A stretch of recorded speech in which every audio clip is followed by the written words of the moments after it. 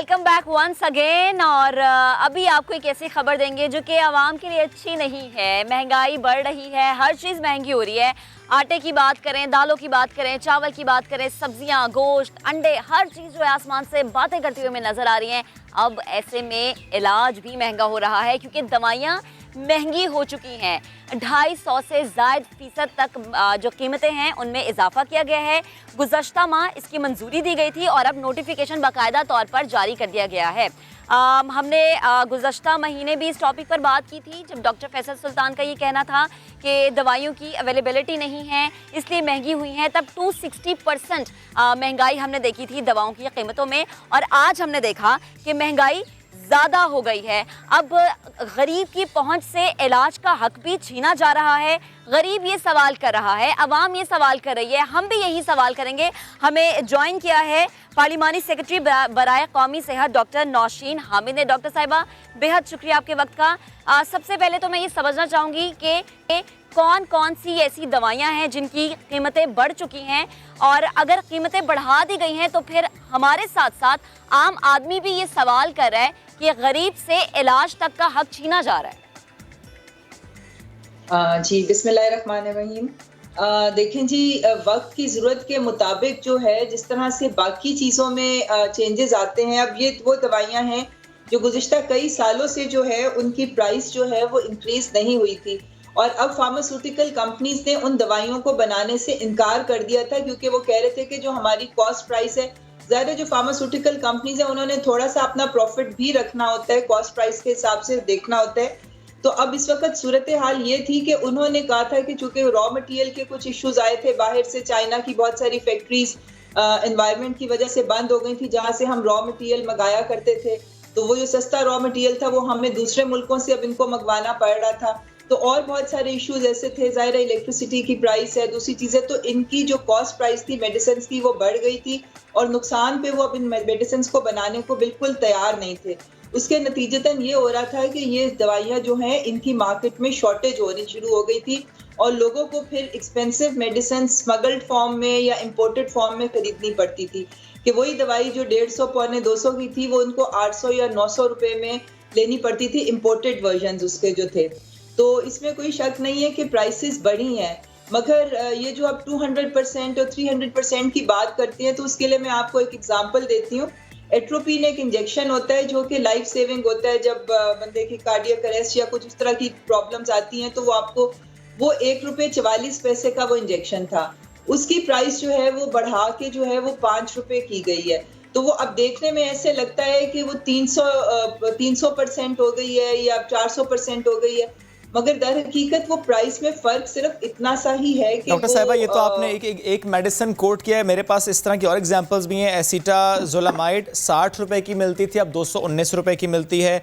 डॉक्सीसाइक्लाइन antibiotic है 233 रुपए का था पहले, अब 400 का मिलता है। तो डॉक्टर साहब ऐसी बहुत सी एग्जांपल्स हैं हमारे सामने, बट मेरा क्वेश्चन आपसे ये है, इसमें भी जी डॉक्टर साहब, ये आप ये देख लें कि आप पर पैक देखें। ये आपकी बात बिल्कुल दुरुस्त डॉक्टर साहब। मैं इस आर्गुमेंट को बाय करता हूं कि अगर मार्केट में अवेलेबल नहीं है दवाई और वो आपको स्मगल वाली मेडिसिन यूज़ करनी पड़ रही है या ब्लैक मार्केट से लेनी पड़ रही है और उसमें ज़ाहिर गवर्नमेंट को कोई फ़ायदा नहीं हो रहा, मैं इसको बाय करता हूं कि अगर गवर्नमेंट ये सोच के करती है कि अवेलेबिलिटी हो, ये बात दुरुस्त है। लेकिन डॉक्टर साहब मुझे ये बताएं कि ये एक एलिगेशन है, एलिगेशन फार्मास्यूटिकल कंपनीज पर है कि वो डॉलर की प्राइस से और इलेक्ट्रिसिटी प्राइस से लिंक तो करते हैं इस बात को, लेकिन जो रॉ मटेरियल है वो कहते हैं कि सस्ता हुआ है। आप कह रहे हैं रॉ मटेरियल अगर बाहर से आ रहा था वो महंगा हुआ, तो वो कहते हैं कि नहीं, रॉ मटेरियल महंगा नहीं हुआ।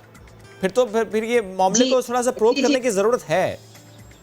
नहीं, आप बिल्कुल ठीक कह रहे हैं। कुछ चीजों में रॉ मटेरियल जो है वो सस्ता हुआ है, सब चीजों में नहीं। कुछ रॉ मटेरियल्स जो हैं वो वाकई सस्ते हुए हैं, मगर एक मैं आपको ये कहूँ कि जब आप इसकी प्राइस देखते हैं ना तो पर पैक आप देखते हैं तो आप कहते हैं कि वो 300-400 रुपए बढ़ गई, पर अगर आप पर यूनिट देखें ना तो वो कई दफा 100 का पैक होता है, कई दफा 50 का पैक होता है, कई दफा 20 का पैक होता है, तो पर यूनिट पर गोली 2-3 रुपए का फर्क पड़ा होता है। वो ओवरऑल बल्क में ऐसे लगता है कि 100 रुपए का। चलिए ये बात हो गई। डॉक्टर साहिबा एक और बात मुझे बताएं, रोल ऑफ ड्रैप पर प्लीज कमेंट कीजिएगा, बिकॉज ये भी कहा गया कि ड्रैप ने जनवरी 3, 2017 को लेटर लिखा था फार्मास्यूटिकल कंपनीज को और कहा गया था कि जो भी प्राइस है वो मेंशन की जाएगी, आप हमें बताएं और हम अपनी वेबसाइट पर प्राइस डालेंगे।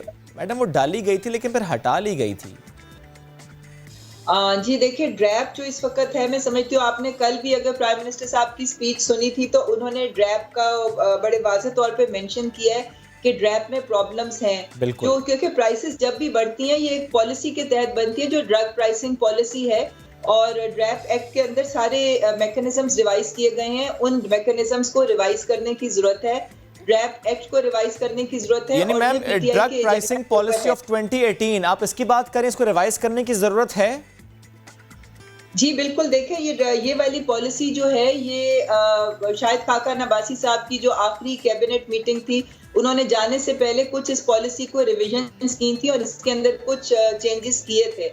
तो वो डेफिनेटली जो है उनको रिवाइज करने की जरूरत है। मैम, क्या Pharmaceutical हुकूमत आप ये देखिए सोच कि- रही है कि इस इंडस्ट्री को भी सब्सिडी दी जाए? बिकॉज हमने ये देखा है कि बहुत से ऐसे गरीब पेशेंट्स ने फिर अपनी दवाइयां डिसकंटिन्यू की just because of the fact कि दवाइयां महंगी हुई हैं। सब्सिडी दी जाए, ऐसी सोच रखती है हुकूमत? देखें, जो इस वक्त हेल्थ कार्ड है, जो कि आने वाले दिनों में इंशाल्लाह ताला पंजाब की पूरी पॉपुलेशन में जाएगा, केपीके की ऑलरेडी पूरी पॉपुलेशन के लिए डिस्ट्रीब्यूट होना शुरू हो गया है। तो ये हेल्थ कार्ड के जरिए जो ये मेन इलाज जो होंगे, जिसकी वजह से लोगों को मसला आता है, वो फ्री हो जाएंगे और गवर्नमेंट की तरफ से फ्री मेडिसिन जो है बिल्कुल वो ठीक। बस एक बात और मैम, एक बात और बता दें, जितनी दवाइयां महंगी अब हुई हैं, क्योंकि आप कह रहे हैं कि वो जो महंगी हुई हैं वो ज़ाहिर है इसलिए हुई कि अवेलेबिलिटी का इशू था। इन दवाइयों में कितने फीसद दवाइयां ऐसी हैं जो कि लाइफ सेविंग ड्रग्स हैं? देखिए, इसमें से कुछ मैंने जैसे आपको बताया, कुछ ये इंजेक्शंस वगैरह जो हैं वो लाइफ सेविंग हैं, एंटीबायोटिक्स हैं इसके अंदर कुछ। तो ये जाहिर है ये वो वाली दवाइयां नहीं है कि जो कि डेली बेसिस के ऊपर, इसमें से बहुत सारी वो हैं जो कि सिर्फ इमरजेंसी सिचुएशंस में यूज होती हैं, रेगुलर यूज नहीं होती है। मगर बहरहाल किसी भी दवाई की जो है उसकी प्राइस को कंट्रोल करना जो है वो गवर्नमेंट का फर्ज है। और आने वाले दिनों में आप जो नई पॉलिसीज आएंगी उसमें आप देखेंगे कि जब हम लोग फार्मास्यूटिकल इंडस्ट्री को ओवरऑल जिस वक्त प्रमोट करेंगे, एक्सपोर्ट बढ़ाने की बात की जा रही है कि हमारी दवाइयां बाहर एक्सपोर्ट हो, तो जब ये सारी चीजें बढ़ेंगी और इनकी बिजनेसेस बढ़ेंगे तो इकोनॉमीज ऑफ स्केल जब आएंगी तो ऑटोमेटिकली इंशाल्लाह ताला ये दवाइयां जो हैं ये कंट्रोल में आ जाएंगी इंशाल्लाह। बहुत शुक्रिया डॉक्टर साहिबा, आप साथ मौजूद थी आप और इससे मुताल्लिक गुफ्तगू कर रही थी, क्योंकि नो डाउट एक तरफ महंगाई में की चक्की में पिसती अवाम है, दूसरी तरफ ऐसे मरीज़ जो कि ऐसी महंगी दवाओं को इस्तेमाल करने की सख्त नहीं रखते, फिर वो क्या करेंगे? तो महक ज़ाहिर है ये मसला है, ये पूरे मुल्क का मसला है, ये परेशानी पूरे मुल्क की परेशानी है, क्योंकि जनरली हर घर में एक दो लोग ऐसे ज़रूर होते हैं जो कि मेडिसिन पर होते हैं। तो दैट इज़ द रीज़न हम इसकी बार बार बात करें। महक, हम आगे बढ़ रहे हैं, किस शहर की क्या बात करने वाले हैं अब हम? बिल्कुल, जैसे कि आपने कहा कि आवाम को बहुत सी मुश्किलात हैं, जिसमें से एक दवाओं का महंगा होना है। इसके अलावा भी बहुत ज़्यादा मुश्किलात हैं। वो ये है कि आवाम बेचारे सोचते रहते हैं कि जब जलसे होते हैं, जब जलूस होते हैं, जब वादे होते हैं, जब दावे किए जाते हैं तो अब हमारे मसाइल हल हो जाएंगे, लेकिन ऐसा होता नहीं है। कभी कभी हमें ऐसी तब्दीली भुगतना पड़ जाती है जो कि ज़्यादा महंगी होती है। लाइंस एरिया कराची का इलाका, जहाँ पर हमने देखा कि यहाँ पर जलसे हुए, अवाम से वादे किए गए, अवाम से दावे किए गए, लेकिन जिस जगह पर जलसे होते हैं उसके बिल्कुल दूसरी जानिब, उसके बिल्कुल पार ही एक ऐसा भी इलाका है कराची का लाइंस एरिया जहाँ पर बहुत से मसाइल हैं, अवाम के हकीकी मसाइल। तो फिर सवाल उठता है कि अवाम इन मसाइल का शिकवा किससे करे? क्योंकि जब आप आते हैं, आप बात करते हैं तो आप नारे तो लगा के चले जाते हैं, लेकिन उन पे उस तरीके से काम नहीं करते जिस तरीके से होना चाहिए। तो शेब कल जब उस इलाके में गए और वहाँ के रहने वालों से बातचीत की, उनका क्या कहना था, उन्होंने क्या शिकवा किया, किस तरह से अपने गम और गुस्से का इजहार किया, ये जानते हैं। ये बिल्कुल साथ जिना ग्राउंड है, यहाँ पर जल्द आवाज़ें यहाँ भी आती होंगी। नहीं, यहाँ तक आवाज़ नहीं पहुँचती। इमरान खान साहब ने तो हमारी मदद कर दी, साफ बात है। लोग फाकों से मरेंगे। रोजाना हम कराची में बसने वालों की परेशानियां आपके सामने लेकर आते हैं, महंगाई में पिसती आवाम की परेशानियों का जिक्र हम करते हैं, लेकिन आज मैं कराची के एक ऐसे इलाके में आपको लेकर जाऊंगा जहां पर बसने वालों की परेशानियां दीगर इलाकों में बसने वालों से कई गुना ज़्यादा हैं। वहाँ मसाइल की लाइन है। ये वो इलाका है जहाँ सियासी रहनुमाओं के बयानात, उनके वादे, उनके दावों की गूंज उनकी दीवारें फाड़ कर उनके घरों में दाखिल होती है, उनके समातों से टकराती है, लेकिन ज़िंदगी नहीं बदलती। लाइंस एरिया के मकीन किस कर्ब में हैं, वहाँ की मुश्किलात क्या हैं, वहाँ पर महंगाई में पिसती आवाम को दीगर कौन सी मुश्किलात का सामना करना पड़ता है, वहाँ पर हेल्थ इश्यूज़ क्या हैं, आज इस सब की बात करेंगे। मेरे साथ रहिए। एक खातून है, उनसे बात करते हैं और जानने की कोशिश करते हैं इस इलाके के मसाइल से मुताल्लिक उनकी ज़िंदगी में क्या आजकल के हालात की वजह से परेशानी है या कि वो उससे मुकाबला कर रही हैं। अस्सलाम वालेकुम। वालेकुम सलाम। कितने सालों से आप यहाँ पर रहती हैं? काफ़ी अरसे से रह रहे हैं। अच्छा, मुझे बताएं कि लाइन्स एरिया में मसाइल क्या हैं?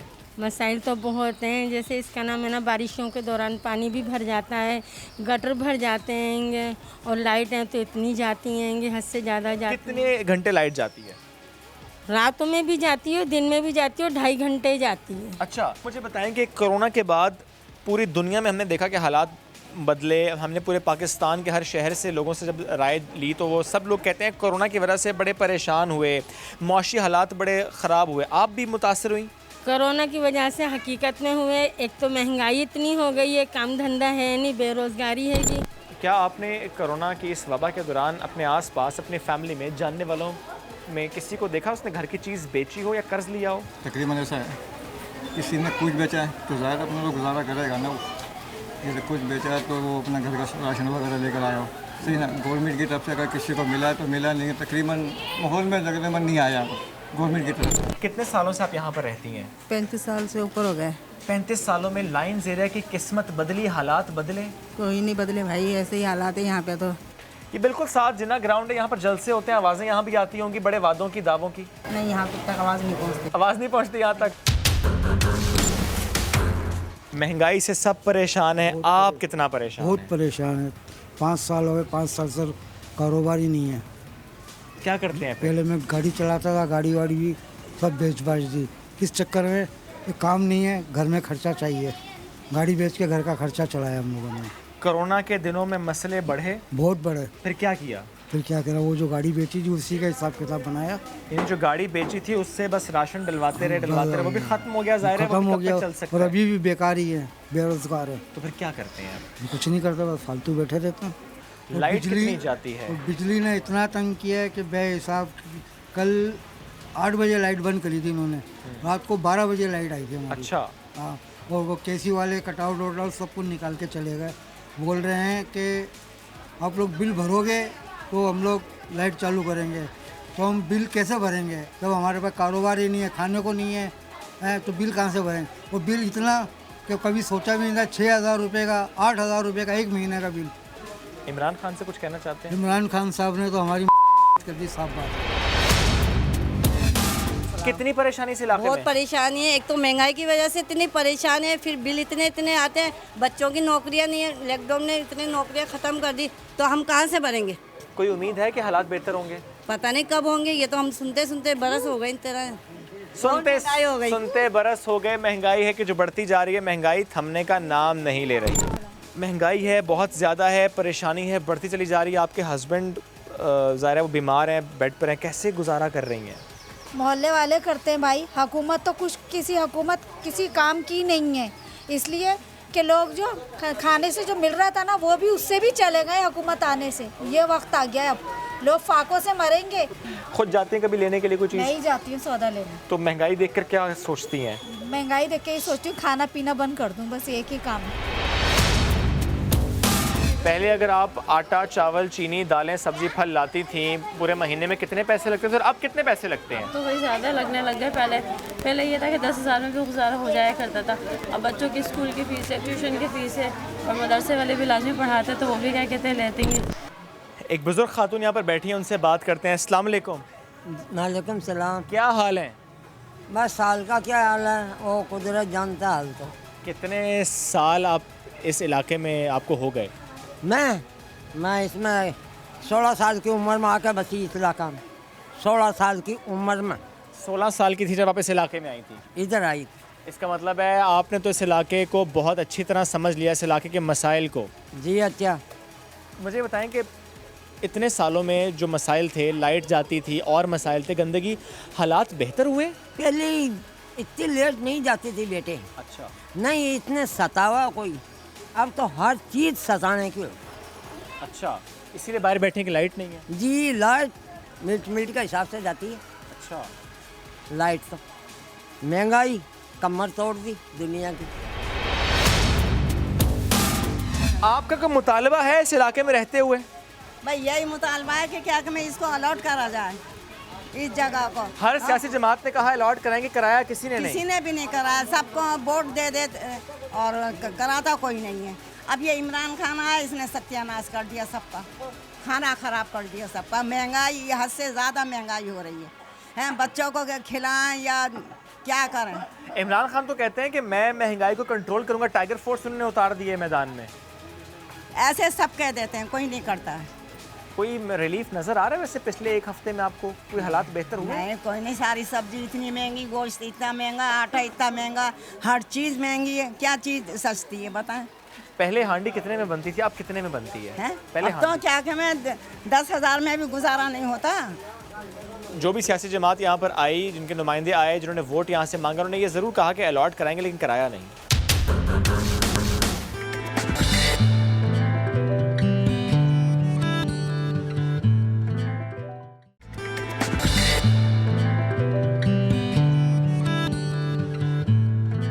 Welcome back once again. Doctors को मसीहा कहा जाता है और जब कोरोना पीक पर था तब हमने देखा कि इन मसीहाओं ने अपनी जान को खतरे में डाला, डबल शिफ्टें की, दिन रात एक किया। ये हमारे असल हीरोज़ हैं जिन्होंने बहुत मेहनत की, बहुत स्ट्रगल की, हमारी जानें बचाई, अपने घर वालों से दूर रहे, अपने प्यारों से दूर रहे, 24 घंटे अस्पतालों में थे, नहीं मिलते थे घर वालों से। लेकिन अब उन्हें क्या नहीं मिल रहा? उन्हें तनख्वाहें नहीं मिल रही, जिसकी वजह से वो सड़कों पर हमें नजर आ रहे हैं। इंतहाई शर्मिंदगी की बात है इंतजामिया के लिए, इंतहाई शर्मिंदगी की बात है सूबाई हुकूमत के लिए। क्यों इंतजामात नहीं किए जा रहे उनके लिए? किसने तनख्वाह रोकी है? कहाँ पर हर्डल्स हैं? क्या वजह है कि डॉक्टर्स को इतना परेशान किया जा रहा है कि वो अपनी ड्यूटी छोड़ के सड़कों पर हैं? ये मत भूलें कि कोरोना भी ख़त्म नहीं हुआ है, हमें इनकी मज़ीद ज़रूरत है आने वाले वक्तों में और मज़ीद आने वाले वक्तों में। तो हमारे साथ डॉक्टर्स मौजूद होंगे और उनसे हम बात करेंगे। शुएब, आप बताएं, जिन डॉक्टर्स ने हमें स्टूडियोज़ में ज्वाइन कर लिया है वो क्या कह रहे हैं? बिल्कुल महक, ज़ाहिर we have with us doctor Yusra Javed, we have doctor Naseer and doctor Faisal Javed. आप सबको हम वेलकम करते हैं। ज़ाहिर महक एब्सोल्युटली राइटली सेड कि हमारे डॉक्टर्स ने बहुत बेहतरीन काम किया, नॉर्मली भी, नॉर्मल रूटीन में भी, लेकिन स्पेशली इन 2020 हमारे रियल हीरोज़ हैं ये डॉक्टर्स एंड पैरामेडिकल स्टाफ।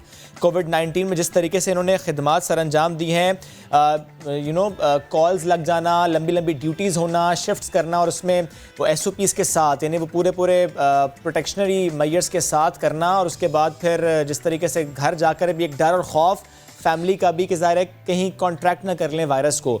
तो ऐसे में यूँ तो होना चाहिए था कि सिर्फ ऐलान नहीं, सिर्फ स्टेट की तरफ से ये कह देना कि हमारे हीरोज़ हैं, ये काफ़ी नहीं है। जो उनकी बुनियादी ज़रूरियात हैं उनका ख्याल रखना बहुत ज़रूरी है, लेकिन ऐसा हुआ नहीं। हम बात आज किसकी कर रहे हैं? हम बात बल्दिया उज़्मा के अस्पतालों के डॉक्टर्स की कर रहे हैं। तकरीबन 9 मंथ से इनको सैलरीज़ नहीं मिली, दैट इज़ द रीज़न एहतजाज कर रहे हैं। युसरा, स्टार्टिंग फ्रॉम यू, मुझे प्लीज़ बताएं कि ये जो 9 महीने की हम बात कर रहे हैं कि तनख्वाह नहीं मिली, ये 9 महीने कौन से हैं? यही 9 महीने जब कोरोना था? जी बिल्कुल, जनवरी 2020 में लास्ट पे आई थी BDS हाउस ऑफिसर्स की, उसके बाद से अभी तक कोई भी पे नहीं आई है।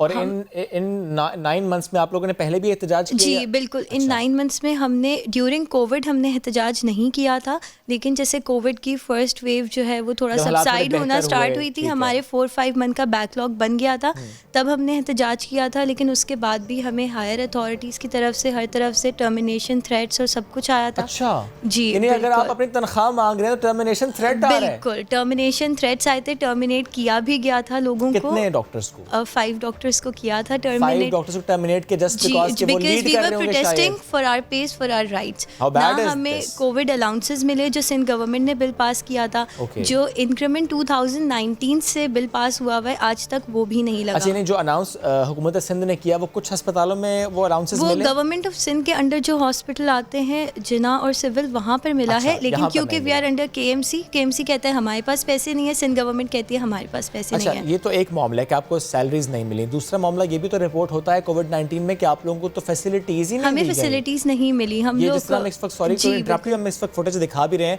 कि आप देखिए गाउन नहीं मिला आपको, आप लोगों ने शायद खुद किया होगा, प्लास्टिक बैग, गार्बेज बैग है ये। प्लीज ये उस टाइम पे माइक में प्लीज, जो उस टाइम पे पीपीज थे वो अराउंड 1800 to 1600 के अवेलेबल थे मार्केट के अंदर, and KMC was not able to provide us with this PPEs. तो आपके पास बहुत लिमिटेड रिसोर्सेज थे और हमारे पास सैलरीज भी नहीं आई थी, तो हमारे पास उस टाइम पे बेहतर ऑप्शन यही था कि हम थैलीज जो थी हम उसको जो लेकिन गार्बेज आप बैग्स ये हैं, नाजरीन के लिए ज़रा फिर भी देखिए कि क्योंकि गवर्नमेंट ने प्रोवाइड नहीं किया, इंतज़ामिया ने प्रोवाइड नहीं किया, तो उन्होंने फिर भी सोचा कि हमें खुद एहतियात करें, और ये उन्होंने खुद किया। फिर सैलरी ना मिल रही है तो ज़रा you don't have any other option. The point was that कि एट दैट टाइम कोविड जो था बहुत राइज के ऊपर था। इवन यूरोप को भी नहीं पता था कि आपके जो हम जहाँ पे हम हर ट्रीटमेंट के लिए यूरोप की तरफ देखते हैं, वो भी इस चीज़ से जो थे वो कंफ्यूज हो गए थे कि क्या चीज़ हिट करी है। तो इस टाइम पे रिसोर्सेज जो थे वो जो आपके पास लॉकडाउन भी लग चुका था, आपको पीपीस वैसे नहीं मिल रहे थे, और 1800 to 1600 के एक पीपी मिलता था जो वन टाइम यूज़ के लिए था। तो उस टाइम के ऊपर जो अवेलेबल रिसोर्सेज होते हैं, हम मोर्चा जंग छोड़ना नहीं चाहते थे। आपने हम छोड़ी अपना भी नहीं। हमने नहीं छोड़ी, हम फाइट किया है, लेकिन अब उसके अंदर अपनी फैमिलीज़ का ख्याल रखते हुए बाद में बेशक इसका मजाक भी उड़ाया गया कि यार ये थैलियाँ पहन रहे हैं और ये गार्बेज बैग्स हैं, लेकिन एट दैट टाइम जब हमें भी नहीं पता हम किस चीज़ से लड़ रहे हो, जो नज़र भी नहीं आता, उस तो वो ज़ाहिर है it makes मालूम भी sense। कुछ नहीं था, नई नई चीज़ें सामने आ रही थी, कैसे फैलता है, कितनी देर के सरफेस पे रहता है, सब चीज़ें उस वक्त सामने वी आ वर रही थी। अनअवेयर कि है क्या चीज़। Yes. There was limited amount of research on that thing.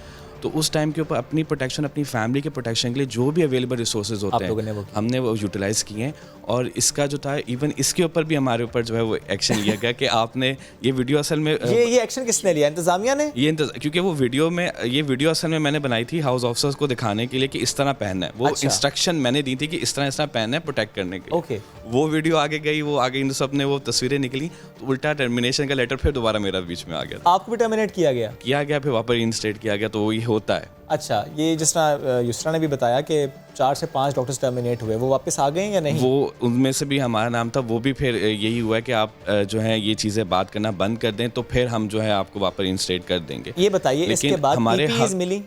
PPs जो थी एज अ केएमसी की तरफ से तो नहीं मिली, लेकिन बहुत सारी एनजीओ जो थी जिन्होंने बहुत सपोर्ट किया इन वीडियोस को देख के, इन तस्वीरों को देख के।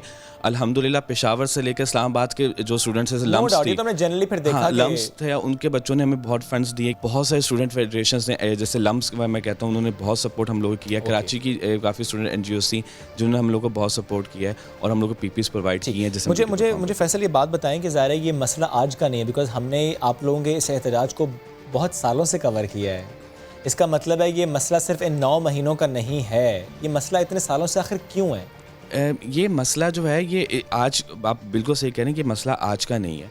और कोई भी, हम भी ये नहीं चाह रहे कि रोज़ रोडों के ऊपर आके बैठे हैं। और देखें, हम 5 साल पढ़ के आए हैं, आगे मैं अब स्पेशलाइजेशन कर रहा हूँ। ये बच्चे भी हाउस जॉब ख़त्म करके आगे स्पेशलाइजेशन में आएंगे। ठीक है, आप एक पढ़े लिखे सोसाइटी के मेंबर होके आप उसमें भी आपने कोई अचीवमेंट अचीव की हुई, तो आप इस लेवल पे आए हो, और आप रोड पे आके बैठे हुए आप नारे लगा रहे हो, आप धूप में बैठे हो। हम लोग ये नहीं चाहते। ठीक है, जैसे आप एक रिस्पेक्टेबल पोस्ट पे बैठे हैं, इस तरह हम भी एक रिस्पेक्टेबल पोस्ट पे अपनी ड्यूटी परफॉर्म करना चाहते हैं, मगर हमें मजबूर किया जा रहा है कि हम रोड के ऊपर आएँ। क्योंकि 9 मंथ की सैलरी का मतलब क्या, 1 साल की तकरीबन सैलरी आपकी नहीं आ रही। ठीक है, अब जो कोविड का अलाउंस की जो बात की जा रही है वो कोई बोनस नहीं है, हम कोई एक्स्ट्रा अमाउंट नहीं मांग रहे कि यार वो आपने एक्स्ट्रा आवर्स काम किया होगा। एक्स्ट्रा आवर्स वो तो हमारी 36 आवर्स से 48 आवर्स की ड्यूटी है, वो हम कोई, ये it's not a bonus amount of money. Okay, it's about कि हमारा हेल्थ रिस्क अलाउंस है ये। ओके, हमारे इंश्योरेंस नहीं होती। ठीक है, तो जैसे मुझे कोविड हुआ,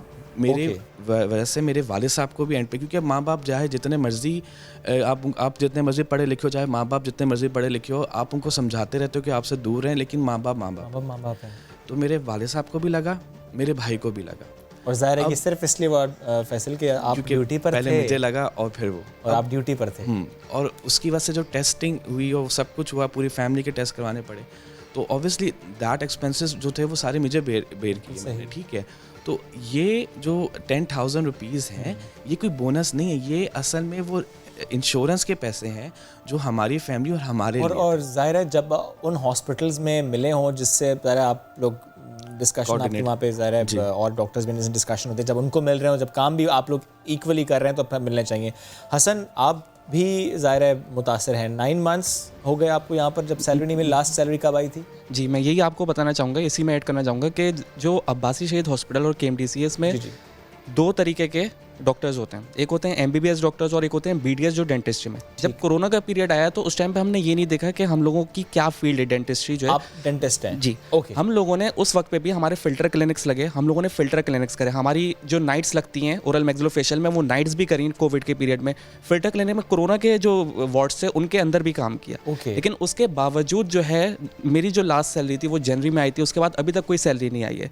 बीच में कोई भी चीज़ जाते हैं पूछने के लिए फाइनेंस डिपार्टमेंट जो भी आपका कंसर्न एक अथॉरिटी है तो वो क्या जवाब देते हैं? जवाब ये होता है हमारे पास फंड्स नहीं है, यानी एक वो कहते हैं हमारे पास फंड्स नहीं है, दूसरों के पास जो दूसरे बोलते हैं। अब अगर वो एक आम जो कराची का शहरी कराची के मसलों पे सुनता है कि सिंध हुकूमत कहती है फंड दे दिए, वो कहते हैं फंड मिले नहीं, इख्तियारात की जंग और फंड्स का मामला यही मामला है। मैं अगर बताऊं पिछले कुछ पीरियड में तो हमें ऐसा फील होता है जैसे हम एक फुटबॉल हैं, एक के पास जाए वो दूसरे के पास करके मेरी जिम्मेदारी खत्म हो गई, दूसरा कहता है नहीं इसका काम ये नहीं है, दूसरा करेगा। तो इस वजह से जो है हम लोगों को हर जगह इधर से उधर, उधर से इधर किया जा रहा है। सही है। और जो वसीम अख्तर साहब ने कभी वैसे इससे मुतालिक आप लोगों से मुलाकात की? उनसे भी बात आप बिल्कुल बस ये मुस्कुराहट के पीछे क्या है? असल में मैं हाउस ऑफिसर भी पहले अब्बासी का था, मैं पोस्ट ग्रेजुएशन भी अब्बासी से ही कर रहा हूँ, तो मेरा 4 साल का टर्नओवर जो है तकरीबन अब अब्बासी के साथ ताल्लुक़ हो गया। तो इस पूरे ड्यूरेशन के अंदर जब वो आए और उसके बाद उनके वादे और जाते जाते भी वादा करते हुए गए और वो वादा वफा कभी नहीं हुआ, तो इसलिए वो थोड़ा सा चले गए। अब एडमिनिस्ट्रेटर साहब आए हैं, उनसे हमें बहुत उम्मीदें हैं कि वो कर देंगे। उनसे मुलाकात हुई है, उन्होंने भी तकरीबन वही उम्मीदें दी हैं। अब लेकिन कोई अभी तक इफेक्टिवली नज़र नहीं आई कोई चीज़। और एक बस मुझे बात और बता दीजिएगा फैसल के नॉर्मली जब भी डॉक्टर से एहतजाज करते हैं कहा जाता है कि मरीज़ सफ़र करता है, आप लोगों के इस केस में क्या हुआ? क्या मरीजों ने सफ़र किया? देखिए ये बात आपकी सही कि पहले ऐसा होता था, लेकिन हम वो ट्रेडिशन तोड़ना चाह रहे हैं। ठीक है, हमारी ओपीडीज अभी जैसे हमने उस दिन केएमसी के सामने भी मुजाहरा किया है, तो ओनली 30% ऑफ जो डॉक्टर्स थे हमने वो लेके गए, 70% ऑन ड्यूटी थे। ओपीडीज फंक्शनल थी, इमरजेंसी फंक्शनल थी, ओटीज ऑपरेशन थिएटर चलते रहे हैं। जो आपके पास 30% डॉक्टर्स थे हम वो लेके गए ताकि नॉर्मल ऑपरेशन, क्योंकि हमें ये एक दुरुस्त तरीका है एहतजाज करने का। हमें पता है इस वक्त कौम जो है वो कोविड से पहले ही लड़ रही है। बिल्कुल, हम इस वक्त ऑलरेडी स्ट्रेस के अंदर है, हम मरीजों की और इस कौम की तकलीफें मज़ीद। और अभी जबकि हम सेकंड वेव एक्सपीरियंस कर रहे हैं तो ऐसे में तो हमें ज़्यादा ये सोचना चाहिए गवर्नमेंट के लेवल पर कि इन डॉक्टर्स को फैसिलिटेट करना है। Thank you so very much, साथ मौजूद थे आप महक। वाकई ये बात हमें बार बार करनी पड़ेगी कि डॉक्टर्स का ख्याल किसने रखना है, सब ने मिलकर रखना है, लेकिन हुकूमत की जिम्मेदारी ज़रा ज़्यादा बनती है यहाँ पर।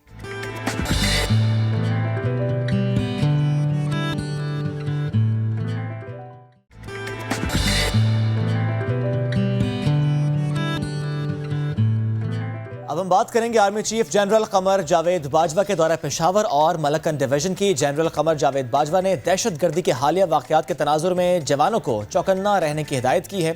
सिपा सालार ने वाज़ेह किया कि दहशतगर्दी का और दहशतगर्दों का कोई मजहब नहीं होता। जो हमला हुआ 2 रोज़ पहले मदरसे पर पेशावर में दीर कॉलोनी में, उससे मुतालिक उन्होंने कहा ये इस्लाम दुश्मनी है। उस्मान खान की रिपोर्ट आपको दिखाते हैं, फिर इसी पर मजीद बात भी करेंगे। Army chief general Qamar Javed Bajwa का पेशावर और दीर बाला मलकन डिवीजन का दौरा। लेडी रीडिंग अस्पताल में मदरसा धमाके के जख्मियों की अयादत की। ISPR के मुताबिक शुहदा के वरसा से भरपूर इजहार यकजहती भी किया। कहा मुतासरीन में अफगान मुहाजिरीन के बच्चों की भी बड़ी तादाद शामिल है। दहशतगर्दी से लड़ते पाकिस्तान अफगानिस्तान का दुख साझा और दुश्मन भी एक करार दिया। बोले दोनों बरादर मुल्कों का अमन एक दूसरे से जुड़ा है, दोनों तरफ आवाम के दिल साथ धड़कते हैं। सिपा सालार ने यह भी वाज़ेह किया कि दहशतगर्दी का कोई मजहब नहीं होता। अफगान मुहाजिरीन नादानिस्तगी में कहीं दहशतगर्द कार्रवाइयों में इस्तेमाल न हो जाएं। इन्हें दुश्मन कुव्वतों से चौकन्ना और दूर रहना होगा। बेअमनी और इंतशार खतरनाक करार। कहा दोनों बरादर मुल्क इसके मुतहम्मिल नहीं हो सकते। दहशतगर्दों और उनके सहूलतकारों के खात्मे तक चैन से न बैठने के अज़्म का भी इरादा। सरहदी इलाके अपर दीर मालाकन पहुंचने पर जनरल कमर जावेद बाजवा को बॉर्डर मैनेजमेंट पर ब्रीफिंग। इलाके में क़याम अमन और संगलाख व दुश्वार गुजार इलाके में बाढ़ लगाने वाली फोर्सेज की कारकर्दगी को सराहा। पाक अफगान सरहदी बाढ़ को दहशतगर्दों की नकलो हमल रोकने वाली अमन की दीवार करार दिया। दहशतगर्दी के हालिया वाक़यात के तनाजुर में जवानों को चौकन्ना रहने की हिदायत भी कर दी। इसी मामले पर आज हम मजीद डिस्कशन करेंगे। हम कितने तैयार हैं? हम यूं तो हमेशा से ही तैयार हैं, मुंह तोड़ जवाब हम देते आए हैं, दुश्मन के दांत खट्टे हम करते आए हैं और हम इसको रिपीट भी करते आए हैं। इसी पर बात करेंगे। हमें ज्वाइन किया है हम सबके बड़े फेवरेट हैं कर्नल रिटायर्ड सैयद कासिम शाह साहब, हम जिन्हें कहते हैं कैप्टन गुलशेर। अस्सलाम वालेकुम, गुड मॉर्निंग। अस्सलाम वालेकुम, कैसे हैं? Good morning. मैं ठीक ठाक हूँ, आप ज़बरदस्त अल्हम्दुलिल्लाह। सर मुझे पहले तो ये बताएं कि ज़ाहिर है हम ये देखते आए कि हम हर महाज पर चौकन्ना है और हमने सिर्फ कहा नहीं है, ये हमने करके दिखाया और हम इसको बार बार रिपीट करते चले आए। लेकिन सर मैं इस पर कमेंट लेने से पहले मैं ये चाह रहा था, कल पार्लियामेंट का इजलास हुआ और पार्लियामेंट के इजलास में अयाज सादिक साहब ने जिस तरह कहा कि अभिनंदन को वापस भेजना और उसके वक्त के हालात की बात करना कि शाह महमूद कुरैशी आए, उनके पैर कांप रहे थे, ऐसी बात करने इसके बाद इंडियन मीडिया ने इसको बड़ा इस पर वावेला मचाया कि ये पाकिस्तान के पॉलिटिकल लीडर ये बात कर रहे हैं कि पाकिस्तान घबराता है हमारे अटैक से। सर ये तो बड़ी एक बुरी स्टेटमेंट थी, बड़ा एक बुरा मैं कहता हूँ इसको इंसिडेंट था कि हमारे पॉलिटिकल लीडर्स को ज़रा रिस्पॉन्सिबिलिटी का मुजाहरा करना चाहिए। एक तरफ आर्मी चीफ हैं, वो महाज पर जा रहे हैं, जवानों से मुलाकात करें, चौकन्ना रहने की हिदायत करें, दहशतगर्दी की बात करते हुए कहते हैं कि उसका कोई मजहब नहीं होता और ऐसे में हमारे पॉलिटिकल लीडर्स जिन्हें हम वोट देते हैं वो ऐसी बात करते हैं। हाँ, मैं इस पर ज़्यादा बात तो शायद ना करूँ। मैं ये कहूँगा कि बाज़ इश्यूज़ होते हैं जो नेशनल इंपॉर्टेंस, बिल्कुल उस पर मुल्कों की स्ट्रेटजीज़ उसके ऊपर डिपेंडेंट होती है। तो इस तरह की बात के ऊपर, इस तरह के मौजू के ऊपर ऐसी डिस्कशन ना होती तो ज़्यादा बेहतर था। बिल्कुल सही। अच्छा अब सर मुझे बताएं कि ज़रा जब हम तैयारी की बात करते हैं, ज़रा आप बड़े बड़े करीब से इस मामले को जानते हैं, देखते हैं, एक बहुत मुश्किल हमारे लिए महाज रहा है ड्यूरेंट लाइन का, जब हम कई सालों से डिस्कस करते हैं कि वहाँ पर फेंसिंग एक बहुत बड़ा चैलेंज होगा, लेकिन हमने अल्हम्दुलिल्लाह हमारी पाक फ़ौज ने उसको पूरा किया, हमने अब उससे फेंसिंग ऑलमोस्ट कर ली है। इतने एक्टिवली हमारी फ़ौज काम कर रही है, हम हर महाज पर तैयार हैं, क्योंकि बार बार हमें कहते हैं कि दुश्मन हमारा इस तरफ है लेकिन वो इस तरफ वालों को इस्तेमाल कर सकता है, अफ़गानिस्तान की सरजमीन इस्तेमाल कर सकता है, क्योंकि ऐसा हुआ है। हम हर महाज पर चौकन्ना है और यही हमने कल देखा जिस तरह आर्मी चीफ ने विज़िट किया। एक्चुअली पहले मैं बाढ़ की बात करूँगा कि हमारा बाढ़ के अलावा हमारे पास चारा कोई नहीं था। बिल्कुल 2611 किलोमीटर का आपका कॉमन बॉर्डर है अफगानिस्तान और पाकिस्तान के दरमियान। अब इसको फिजिकली मैन किया जा नहीं सकता। अब हर किलोमीटर पे 10 बंदे भी अगर आप खड़े करें तब भी आपको जो है ना ये, हाँ देखिए कितना स्ट्रेंथ चाहिए। फिर आपने उनको शिफ्टों में रोटेट करना है तो आपको पूरी आबादी तो ये बॉर्डर को सिर्फ मैन करने पे लग जाएगी। ऐसे ही है। तो उसको फिर वाहिद हल ये था कि उसको फेंस किया जाए। फिर मोस्ट ऑफ द एरिया तो फेंस हो गए, कुछ एरिया के ऊपर प्रॉपर वॉल लगा दी गई है और जो बाकी भी इसके ऊपर काम हो रहा है, क्योंकि इससे पहले इमिग्रेशन प्रोसेस तकरीबन ना होने के बराबर था।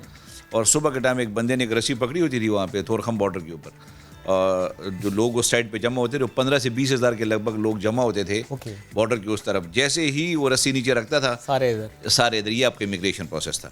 और उसके बाद शाम को क्योंकि रीज़न ये था कि आप अगर इनकी डॉक्यूमेंटेशन शुरू कर देंगे तो ये इन्हें शाम को वापस भी जाना है, क्योंकि उनके बिजनेसेस यहाँ हैं, उनके बाकी काम इधर होते हैं, फैमिलीज इधर हैं। तो इसलिए हम अगर ये करते रहेंगे तो शाम को वापसी मुमकिन नहीं होगी इसकी। तो ये इस वजह से वो ये कर रहे थे। अब तो प्रॉपर और वो रस्सी नीचे रखता था, 15,000 बंदे मुल्क में दाखिल होते थे और शाम को 4 बजे वापस। अब उसमें कौन यहाँ रुक गया, कौन कैसे नहीं पता, कैसे करेंगे, नहीं ह्यूमनली पॉसिबल नहीं था। फिर अभी तो प्रॉपर तरीके से प्रॉपर पासपोर्ट के ऊपर आ रहे हैं, जा रहे हैं। ज़ाहिर हमारी टाइज़ हैं, क्लोज टाइज़ हैं अफगानिस्तान के साथ, उनके लोगों के साथ, और ऐसे में दुश्मन को एक आंख नहीं भाता और दुश्मन का एजेंडा भी यही है कि दूर करें इनको आपस में। हाँ ना, वो अगर इस बॉर्डर को वो लोग गर्म रखते हैं तो उनका मकसद अचीव हो गया। तो उसके लिए अभी रिसेंटली भारत ने कोशिश भी की है अफ़गानिस्तान में जाके, और वहाँ के जो उनके बिखरे हुए कोई इस तरह एलिमेंट्स हैं, रोग एलिमेंट्स हैं, उनको इकट्ठा किया है कि भाई इस मुल्क में डिस्टर्बेंस क्रिएट करे, चाहे बलूचिस्तान है, चाहे केपी है, या बाकी सूबे हैं, इसमें करे। तो वो अपनी कोशिश कर रहे हैं और यहाँ पे हम लोग भी गाफिल नहीं है। एक कोशिश भारत ईरान के ज़रिए भी करने की करता रहा है, लेकिन अब थोड़ा सा हम देख रहे हैं कि ईरान और भारत अब थोड़ा सा अब सेपरेट होते जा रहे हैं, स्पेशली जो चाबहार में उन्होंने इन्वेस्टमेंट की तो अब तो इंडिया को ईरान ने थोड़ा साइड लाइन कर दी है। इस पे काफ़ी लंबी डिस्कशन हो सकती है। मैं आपको बताऊं कि जब हम CPEC की लड़ी में हम आपस में पाकिस्तान, ईरान, अफगानिस्तान जब और कार्स जब ये सारे हो जाएंगे तो ऑटोमेटिकली वो दुश्मन का एजेंडा भी रह जाएगा, वो सारे रह जाएंगे। आपके अभी जिस तरह हमारे पास जो बॉर्डर्स हैं, गुलाम खान है, तोरखम है, अंगोर अड्डा है और चमन है, ये वो इलाके हैं जहाँ पे दोनों मुल्कों के दरमियान बिजनेस हो रहा है। आप देखेंगे यहाँ पे डिस्टर्बेंस मिनिमम होती है। रीज़न ये होता है कि बिजनेसेस आपस में इन्वॉल्व हैं। वहाँ से हमारे पास फ्रूट्स आते हैं, अजनास आते हैं, यहाँ से आके लाइफ स्टॉक उधर जाता है और जो शेवर के जो हमारी पोल्ट्री है वो उधर जा रही है, दूध जा रहा है, खाने पीने की चीज़ें, चाय जा रही होती है अफ़गानिस्तान। तो वो फिर लैंडलॉक्ड मुल्क है, काफ़ी चीज़ें हम पे डिपेंडेंट है। तो अगर इन फैक्टर्स को देखें तो उनकी डिपेंडेंसी हमारे ऊपर बहुत ज़्यादा है। तो इसी चीज़ पे करके हम आपस में ऐसे ज़बरदस्त किस्म का एक सिस्टम बना सकते हैं, और लोग बना रहे हैं बैठे हुए, कि वो क्योंकि जब हम आपस में ये टाई स्ट्रांग होंगी तो फिर दुश्मन को प्ले करने का मौका नहीं मिलेगा। दुश्मन पूरी कोशिश में है कि इन दोनों मुल्कों को इन चीज़ों में इकट्ठा ना होने दें। बिल्कुल। तो अब अगर ये चीज़ें हो जाती हैं, हमारा CPEC हमारा कामयाब हो जाता है, तो उसके बाद दुश्मन की तो यहाँ जगह ही नहीं रही। उससे बचने के लिए उसको दुश्मन उस पर कह रहे इर्रेलेवेंट होने से बचने के लिए वो पूरी कोशिश करे, पैसा भी लगा रहा है इनके ऊपर, ये भी कर रहे हैं। तो यहाँ लोग भी हम लोग गाफिल नहीं बैठे हुए, एक एक चीज़ पे नज़र रखते हैं, तो फिर इस तरह 100 वाक़यात रुक जाते हैं, एक आधा इस तरह भी, इस तरह पेशावर में। अच्छा, ये दिन बड़े अहम होते हैं, सही ये करते हैं। अभी APS का वाक़या किस तारीख को हुआ? 16 दिसंबर को हुआ, जिसको इंडिया प्रॉपर सेलिब्रेट करता है। अभी हुआ यौम स्याह पे, यौम स्याह पे हुआ है। रीज़न क्या है? अब मैं सुबह भी एक TV चैनल पे बात कर रहा था कि हम जब बोस्निया में थे तो सरायवो एक ऐसा एरिया जो आसपास सारे पहाड़ हैं, basically this is an enclave के ऊपर उनकी पोस्टें बनी हुई थी सर्ब्स की। वो दे यूज्ड टू डू कि सर्ब्स वहाँ एक लड़की थी जो उसका निशाना बड़ा ज़बरदस्त था, सही, वो स्नाइपर थी, और उसने काफ़ी सारे उसके अवार्ड्स भी थे स्नाइपिंग में। तो वो स्नाइपर शूट को उसको उस पोस्ट पे बुलाया जाता है। जब किसी पोस्ट पे किसी सिपाही की या किसी हवलदार या किसी ऑफिसर की बर्थडे होती थी तो उसको ख़ास तौर पे उस पोस्ट पे बुलाया जाता था। और वो क्या करती थी, उस पोस्ट पे अपने राइफ़ल के साथ आती थी, वहाँ बैठ के शहर के सेंट्रल स्क्वायर में किसी बच्चे को निशाना करती थी। हाँ, तो उस बच्चे को वो मारती थी उसकी गोली से। और वो होता था जब बच्चा हिट हो जाता था कहीं पे, तो उससे हवाई फायरिंग करके बताया जाता था कि यहाँ किसी की बर्थडे सेलिब्रेट हो रही है। तो ये ब्रूटैलिटी की एक हद है। यही चीज़ यहाँ ट्रांसफ़र हो रही है, चीज़ यहाँ कॉपी की अपने नेशनल इवेंट्स को पाकिस्तान को या पाकिस्तान के मासूम लोगों को खून में डाला के। अब में काफ़ी सारे बच्चे जो है ना वो अफ़गानिस्तान से ताल्लुक़ रखते हैं, अफ़गान फैमिलीज़ के हैं, कुछ हमारे भी हैं। हमारा दुख सुख एक है, हमारा गम एक है, हमारा ट्रेड एक है, तो और हमारा दुश्मन भी एक है। तो वो और दुश्मन को हम दोनों ने हाथ मिला के शिकस्त देनी है। जैसे यहाँ पे नेशनल एक्शन प्लान बना है, we expect the same to be done across the border. यानी सर, अगर हमारे हालात बहुत अच्छे हों अफगानिस्तान से, ईरान से, जो जिसके लिए हम खासी कोशिशें भी कर रहे हैं माजी में शायद उस और ये फेंस हमारे दिलों को डिवाइड नहीं कर रही, अपने इश्यूज सेटल करने के लिए कि दुश्मन प्ले करने के दुश्मन को इस पे मौका मिलता है, तो लिहाजा बॉर्डर कर दिया जाए प्रॉपर, उसकी प्रॉपर पासपोर्ट से, मुल्क की परमिशन से बंदा आए, मुल्क की परमिशन से जाए, जैसे हर जगह पे होता है। तो उस पे चीज़ें अपने इश्यूज वो देखें, हम अपने इश्यूज देखेंगे। हाँ, हम पे डिपेंडेंसी जहाँ है, ट्रेड है, हमारे दिल आज भी खुले हैं, कल भी खुले हुए हैं। अब ज़ाहिर है हालात इतने बदल चुके हैं कि अब जब हम दुश्मन की बात करते हैं, कि दुश्मन तो हमारा ज़ाहिर डे वन से एक ही है, ये हम सब जानते हैं, बट दुश्मन कहाँ पर इन्वेस्ट पहले करता था और दुश्मन कहाँ पर इन्वेस्ट आज करता है, ज़ाहिर ये फ़र्क है। अब 5G वॉरफेयर का ज़माना है, अब किस तरह से आपने दीगर स्टेक होल्डर्स को इन्वॉल्व करना है और किसके साथ आपने नेक्सस बनाना है, कैसे टेरर फाइनेंसिंग करनी है, ज़रा वो मामलात हैं। ऐसे में सर, अगर ये बात की जाए कि लास्ट ईयर इंडिया पाकिस्तान पर हमला करने वाला था किसी रात की अगर बात करें, तो सर ये आपको लगता है कि ऐसा मामला था? क्योंकि ज़रा है बॉर्डर पर लड़ाई ना इंडिया करना चाहेगा ना शायद पाकिस्तान करना चाहेगा। देखिए, हमेशा याद रखें कि बैटल्स जो नहीं है, battles are fought between different armies, ठीक है ना, मगर wars are fought and wars are won when army and nation are together. wars nation लड़ती हैं, इधर नेशन तैयार बैठी थी, उधर वो आए बैटल लड़ने की कोशिश करें, नेशन वॉर में कन्वर्ट करेगी और फिर वॉर करने दीजिए। हम तो इंतजार कर रहे हैं, आ तो सही ना, आ तो सही ना, जरा आओ, जरा वेपन से जाके आओ, फिर देखते करते क्या है। आप तो छुप के आते हो, छुप के वॉर करते हो, छुप के नहीं, सामने आओ, मैदान में आओ, उसके बाद देखो आपके साथ होता क्या है। और मैं कहता हूँ बच्चा तैयार बैठा हुआ है, आपस में डिफरेंसेस सारे बुला देंगे, आए नजर सामने मैदान में, तो वो उनको पता है कि ये अच्छा, वो जो उनके फोर्सेस हैं, आप फोर्सेस की मोटिवेशन लेवल का अंदाज़ा किससे लगाते हैं? दुनिया में एक ही फार्मूला है, वो ये है खुदकुशी रेट।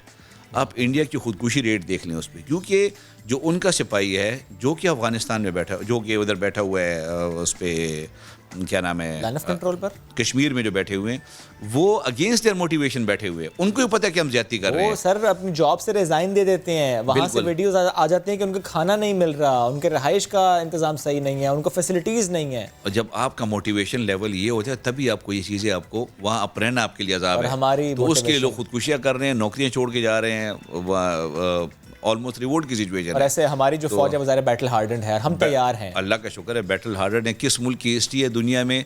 देखिए, एक मिनट मैं आपको मिसाल दूँ आपकी, आप देखिए इराक में देख लें, आप अफगानिस्तान में देखिए, 36 मुल्क लगा हुआ है इस मुल्क के वो हालात ठीक करने के लिए। आपके मुल्क ने फर्स्ट टाइम दुनिया में एक हिस्ट्री रकम की है, वॉर को जंग भी की। सबसे मुश्किल काम था कि आपने वहाँ पे ऑपरेशन करने, ऑपरेशन से पहले आपने अच्छे बुरे की तमीज़ करनी है, सेग्रीगेट करना है, फिर वहाँ से अच्छों को वहाँ से आपने उठाना है, उनको सेटल करना है, उनको बिठाना है, और फिर सारे पूरे करने हैं, उसको ऑपरेशन करना है, ऑपरेशन के बाद क्लीन अप के बाद फिर इनको वापस जाके सेटल भी करना है। And we have done it, exactly. हमने एग्जांपल सेट किया। ये किसने किया है मुझे बताएं? किसी मुल्क ने किया होगा हालिया पिछले 20 साल से जहाँ पे इंसर्जेंसी ऑपरेशन हो रहे हैं, वो देखिए किसी मुल्क ने चीज़ें अचीव की है, हमने की है। रीज़न भी कि ये कौम है, ये कौम है, कौम एक है, दुश्मन एक है, तो हम उसे मैसेज भी मेरे यक्स ज़बान कर देते हैं। Thank you so very much sir, साथ मौजूद थे आप, इस टॉपिक पर हमसे गुफ्तगू कर रहे थे। वक्त हो गया ख़त्म, मुलाकात करेंगे कल। अपना बहुत सा ख्याल रखिए, अल्लाह हाफ़िज़।